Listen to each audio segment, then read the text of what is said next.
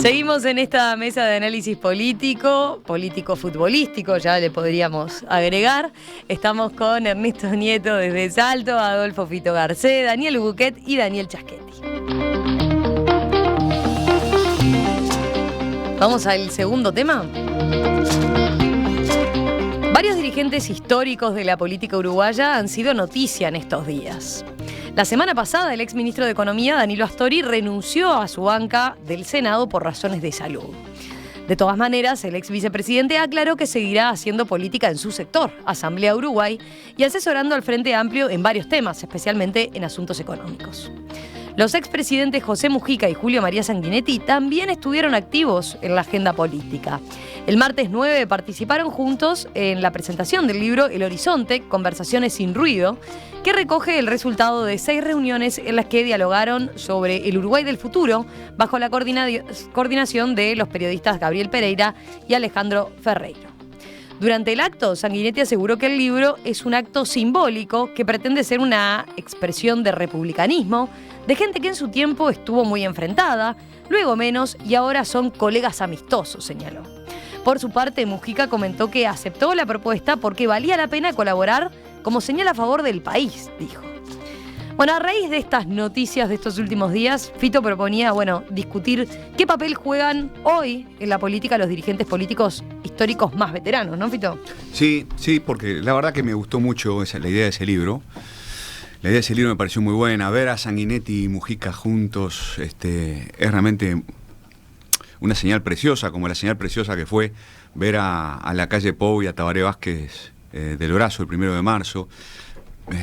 Y hay cada tanto señales de ese tipo, como la señal linda también, muy bonita, de Fernando Pereira invitando a los dirigentes de todos los partidos, de los demás partidos, a conversar acerca de cómo mejorar el clima de convivencia democrática. Ese tipo de señales Uruguay las precisa mucho más de esto en tiempos en que en el mundo hay demasiada polarización que no es tan ideológica como en los 60s o en otros tiempos, sino que es polarización de otro tipo, ¿no?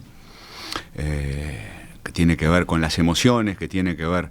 Es más tribal, ¿no? Es más sanguínea, ¿no? Tiene más que ver con la ira y con la bronca que con ideologías, capaz. Y entonces el papel que yo creo que los dirigentes veteranos pueden jugar y que con cierta frecuencia juegan, es ¿no? Mujica en ese sentido está haciendo, para mí, mucho. Que Sanguinetti y Mujica hayan renunciado el mismo día a sus bancas en el Senado fue muy lindo. Escuchar a Astori la semana pasada y leerlo fue un placer, porque también Astori es otro que toda la vida, al menos durante, no sé, desde 1995, 1996 para adelante, trató también de construir diálogo, de no caer en el abismo de los enojos y de la polarización. Y yo creo que los dirigentes veteranos en ese sentido tienen un papel realmente muy importante. Ojalá sigan en eso, ¿no? A favor de la renovación, desde luego, pero también a favor de que los viejos sean los sabios de la tribu. Yo a Sanguinetti lo veo en el filo, ¿no? O sea, veo a Mujica y a Astori retirados y cada tanto haciendo algo, pero a Sanguinetti lo veo muy activo. Sí. O sea, primero sigue siendo la máxima autoridad del Partido Colorado. En segundo lugar, escribió un libro que le mojó la oreja al Partido Nacional y al Frente Amplio. En tercer lugar, lideró unas elecciones juveniles. Hasta puso un circuito de votación en su casa. Yo lo veo como muy activo. ¿Pero lo ves colaborando en esto de calmar las aguas? Con el libro no. Uh-huh. Con el libro de él no. No. Pero en general, haberse prestado a sentarse con Mujica, donde obviamente no tienen muchas coincidencias, hizo el esfuerzo, lo veo como un buen gesto. Pero lo que digo es que me cuesta ver a Sanguinetti como un retirado. Y a Mujica y a Astori sí los veo más como replegados. Y esa era una primera distinción. Segundo, A mí me parece muy bien que los viejos de la tribu trabajen para moderar en un mundo donde la polarización crece. Ahora, cuidado, porque en esto estoy con Juan Andrés Morales, ¿no? Él dice siempre, un exceso de polarización es malo, pero la inexistencia de polarización es igualmente mala. Porque cuando un país tiene problemas y lo único que ves es que son todos iguales, desde luego. y que están todos abrazados y todos sentaditos juntos. No, claro. La democracia necesita también diferencias, ¿no? Programas, alternativas. Entonces yo digo que tampoco hay que abusar de esto, ¿no? Me parece que cada tanto estas señales está bien, se vienen dando, y no le exigiría más. O sea, creo que lo que Así que cada tanto ahí tiene que aparecer. Sí, pero no puede ser un método. Es decir, esto es como una reserva, es una carta que se juega en los momentos más complicados. Por ejemplo, creo que lo de Fernando Pereira estuvo bien, porque estábamos en el medio de el Senado, todavía, sobre todo, ¿no? En el Senado, donde era una cámara tranquila, moderada. Este año se volvió una selva. Me parece que estuvo bien. Esto de Sanguinetti con Mujica también me parece que estuvo bien, pero no puede ser un método, no se puede volver reiterativo porque pierde eficacia, ¿no? Entonces hay que mantenerlo como reserva, como una carta que se puede jugar. Y finalmente lo que me pregunto es qué pasa con el veterano de la tribu del Partido Nacional, ¿no? Que es la Calle Padre, que podría estar participando de estas cosas y no participa. Y que me imagino que debe tener que ver con el hecho de que, bueno, como su hijo es el presidente y desde el entorno del presidente se tiene muchas veces terror a que cometa una equivocación el padre del presidente, lo tienen muy callado, pero me parece que la Calle debería también estar en esas movidas porque forma parte de esa reserva o de ese capital político que tiene el sistema. Sí, vas a saber si es que él no va o es que no lo invitan. Para mí es intrigante porque la Calle aparece, es decir, uno podría pensar, bueno, no, capaz que está... Pero poco, ¿no? Pero poco, ¿no? De hecho es más, sí, aparece poco, pero quiero decir, es más joven, ¿no? Que Sanguinetti, más que Mujica. Pero, por otro lado, a ver, el tema de las señales del Uruguay, donde los rivales políticos, se pueden dar la mano, pueden conversar, digamos, no se tratan como enemigos, no pretenden la negación del otro. Está bien, ese es un mensaje que hay que dar y que es bueno, porque a veces yo creo que la tendencia en los jóvenes siempre es justamente a negar al otro. Entonces, esos ejemplos están bien. Creo que hay una élite política veterana del Uruguay que es un buen ejemplo de democracia republicana, en general, y que eso está bien. Ahora, el punto es, estamos en una situación donde se retira un segmento mayor de la política y no tenemos claramente construido el relevo. A mí me hace acordar, no es un problema de memoria, ¿no? Me hace pensar en la década de los 60 en Uruguay. Del comienzo de los 60, decís vos. Desde fines de los 50, que se muere Herrera, hasta los primeros años de los 60, que se mueren todos, los Valle, Barrio Zamorín, digamos, llegamos a la segunda mitad de los 60, sin los viejos políticos uruguayos. Claro, emergían liderazgos, ahí apareció Wilson, ahí apareció Pacheco. Ahí apareció Jorge Valle, Sanguinetti. Jorge Valle, Sereñi, un poco después Sanguinetti, un poco después Sereñi. Es decir, bueno, no fue un momento fácil, ¿no? Claro. Y en ese momento, estos nuevos líderes, no le quiero quitar méritos a nadie, no lograron encauzar las cosas. Pero estamos mejor ahora que en los 60, ¿no? Perdón, no quiero hacer ninguna analogía tremendista, claro, en el sentido de que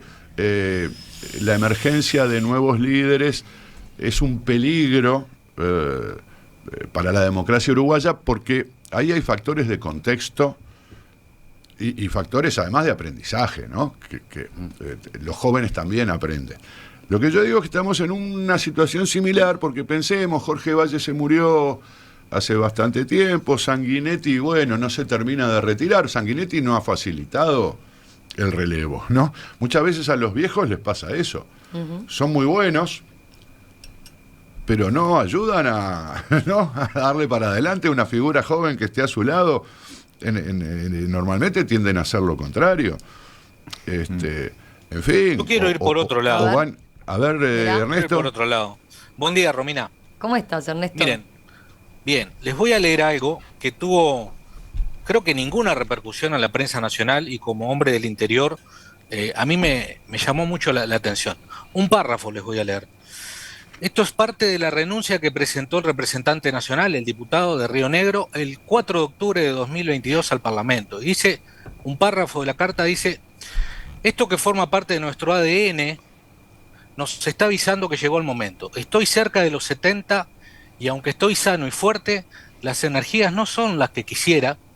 Y como no comparto eso de que mientras la biología lo permita, entre comillas, ya que representar al pueblo no es solo estar vivo, creo que es indispensable la mayor energía, la disposición permanente a estudiar, a informarse, a tener las orejas abiertas, y noto que los años pasan y debilitan.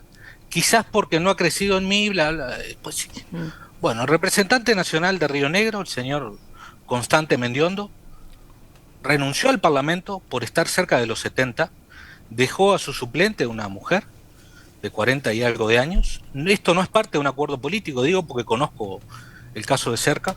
Yo estoy seguro que si hubiera sido un senador de la República, esto hubiera tenido mucha repercusión, por los argumentos que da el representante nacional.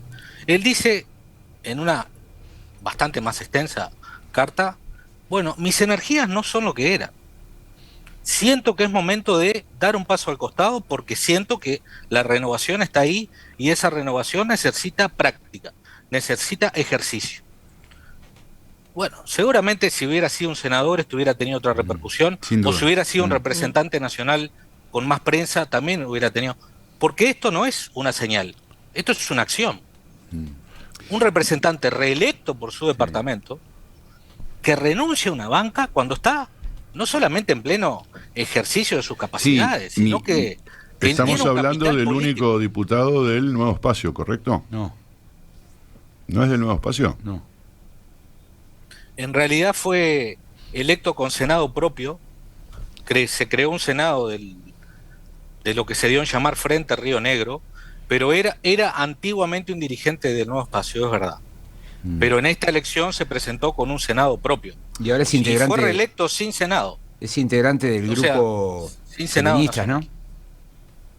Sí, pero quiero decir, más allá de las señales de que hablen, ojo, tiene que haber también una cuestión de renunciamiento en algún momento de ciertas dirigencias que llegan a cierta edad. Está muy bueno. Si no, la renovación es mucho más complicada. Pero fíjate que esto es un fenómeno muy generalizado y lo de Mendiondo, en todo caso, una excepción. Pensemos en Brasil. Lula fue electo presidente.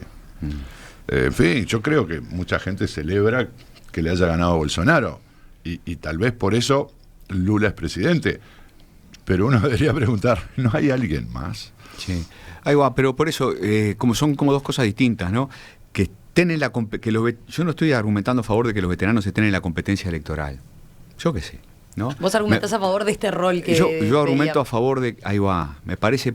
Bueno, Astori renunció al Senado, Mujica renunció al Senado, ¿no? Sanguinetti renunció al Senado. O sea, no están en la competencia electoral, pero participan del debate público desde su experiencia.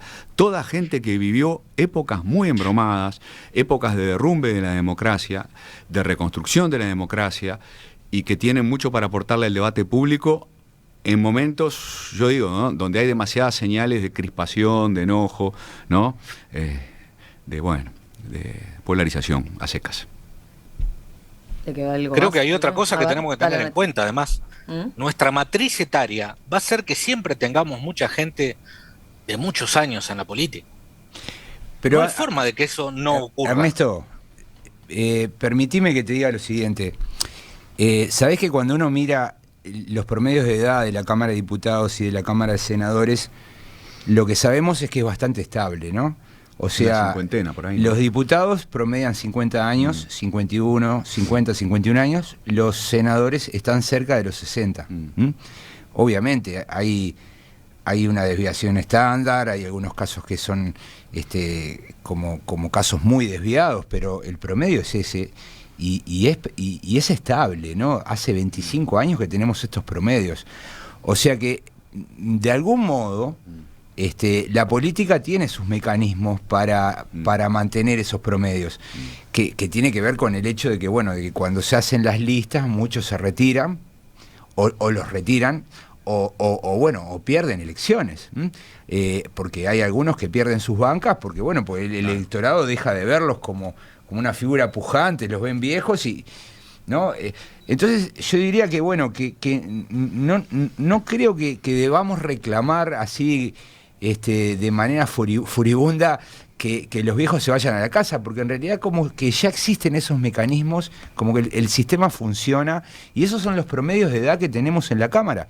Sin embargo, es muy difícil instalar nuevos liderazgos, ¿no? Si lo será, porque pensemos, no sé, en el Partido Colorado, Talvi desapareció. En el Frente Amplio, Daniel Martínez, no sé si desapareció, pero no está en la política. Pero el Frente Amplio ha hecho su renovación. En el Partido Nacional, lamentablemente, falleció Jorge Larrañaga. Hay elementos de azar. El Partido Nacional hizo su renovación hace ya más tiempo. Sí, el Frente Amplio la hizo ahora. Pero la renovación al Partido Nacional se le terminó en este ciclo, precisamente porque Jorge Larrañaga falleció y la calle Pou no puede ser candidato. Entonces, tiene el mismo problema que los otros partidos. Por lo tanto, se nos está retirando una generación sin que esté ya consolidada o claramente visualizada la siguiente generación de líderes.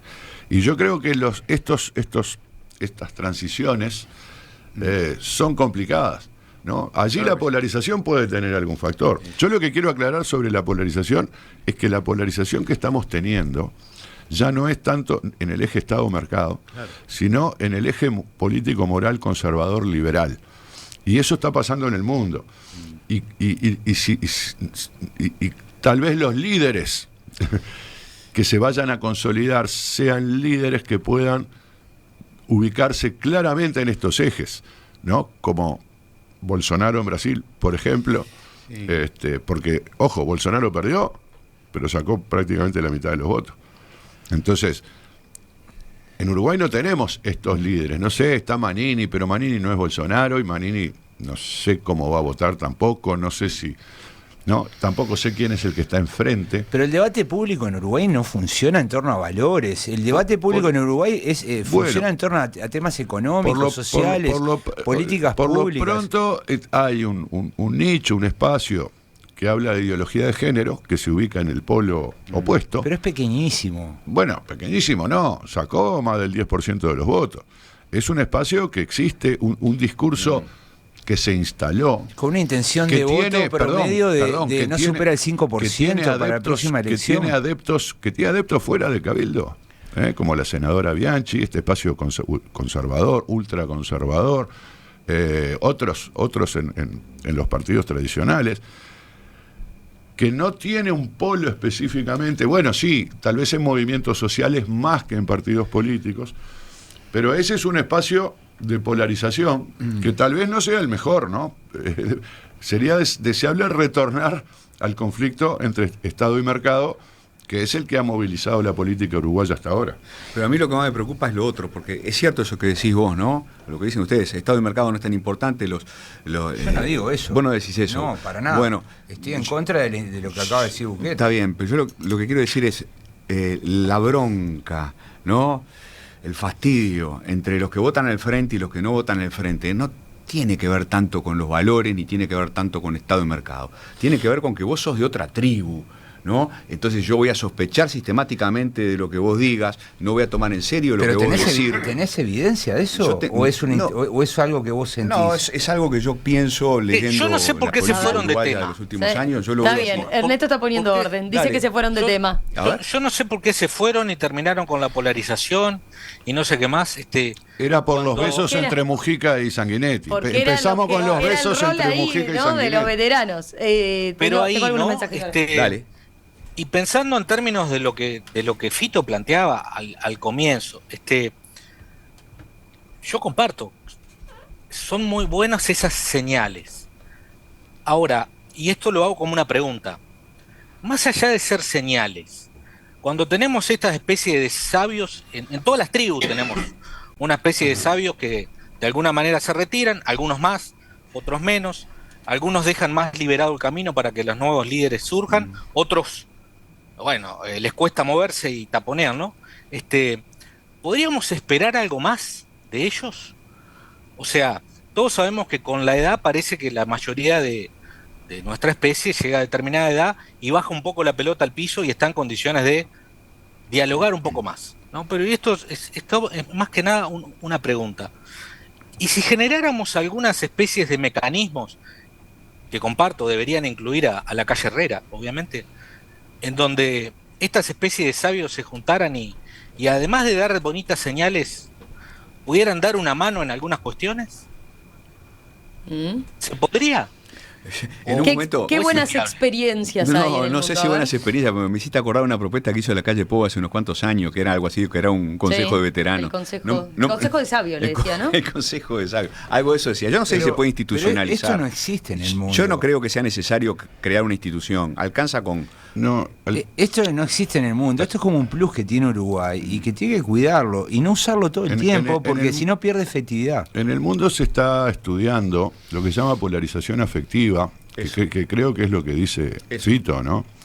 Es decir, una polarización que es una relación de amigo-enemigo entre los grupos que se enfrentan de manera radical sin tener diferencias programáticas particularmente nítidas. Esto pasa mucho en Argentina, se puede observar mucho en Argentina, porque en Argentina cuando se mide la polarización ideológica, tipo izquierda-derecha, no necesariamente Estado-mercado, sino el eje abstracto, izquierda-derecha, te da muy bajo. Sin embargo, el nivel de conflicto, de rechazo por el rival, es altísimo. Y eso es un poco lo que dice Fito. Este es un fenómeno que se está dando en el mundo, que yo creo que tiene que ver con la convergencia, digamos, Estado-mercado. De alguna manera, el que los derechistas pero ahí mantengan los planes sociales y los izquierdistas acepten las reglas del mercado, hace que vos te tengas que pelear por otras cosas. Y si no tenés otras cosas para pelearte, lo que empezás es a descalificar al adversario. Ah, son todos ladrones. Estos son todos ladrones. No, los ladrones son ustedes. ¿No?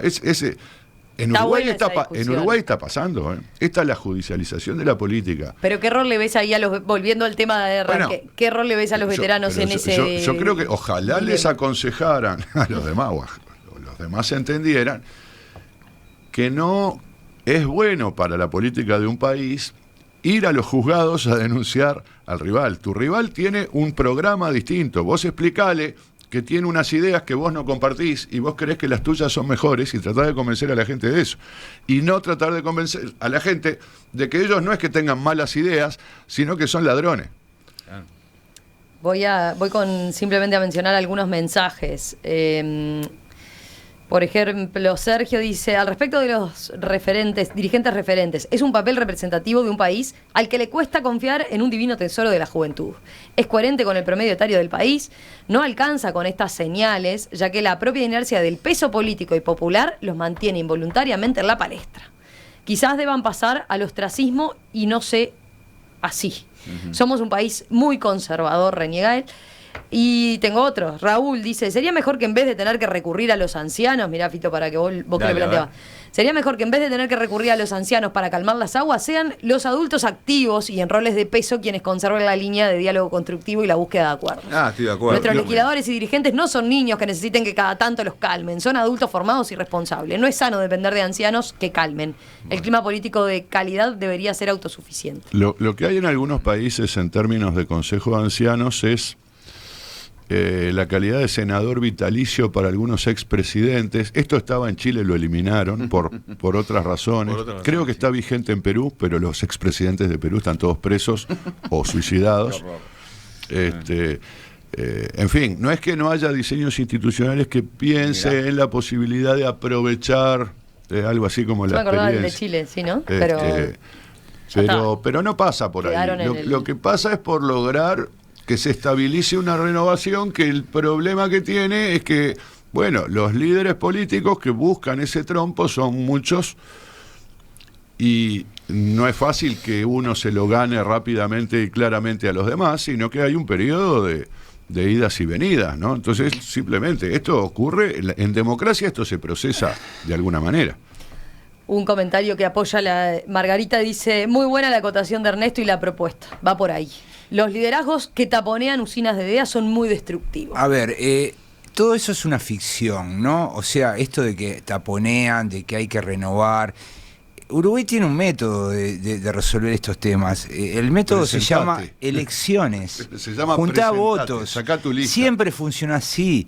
Y no hay modo de renovar un partido si no es con la emergencia de personas que salgan a juntar votos y aplasten a los otros. Es así. Wilson un día salió y aplastó a Beltrán, ¿no? Es así, Jorge Valle aplastó a Vasconcellos. Y funcionan así. No, claro. Bordaberry salió y le pasó por arriba a Valle y a Sanguinetti. Perdón, y Talvi le ganó a Sanguinetti muy claramente la primaria. ¿Cómo Astori consolidó su espacio en el frente, sacando su propia lista? Exacto. Entonces, y sacando ¿cuál la es mejor el votación? método? Es de democracia radical el método. ¿Cuál es el método? ¿Quieren renovar un partido? Bueno, hay que salir a juntar los votos. Los nuevos liderazgos se imponen, se definen en un congreso como pasa en los partidos de Europa. No, los nuevos liderazgos se imponen en las urnas. Sin duda. Por eso yo lo que digo es que cada elección es un momento extraordinario para que un partido se renueve. Ahora el Partido Nacional va a tener oportunidad, porque el ala que dejó descubierta la Rañaga está vacía y ahí hay una oportunidad. En el otro sector va a seguir siendo Luis Lacalle Pou, pero puede tener un desafiante. Entonces, yo digo, bueno, vamos a no confundir, ¿no? Una cosa son los veteranos que pueden opinar, pueden hablar, son influyentes, pero los líderes efectivos son los que tienen los votos, y eso hay que verlo de ese modo, si no, nos hacemos trampas al solitario.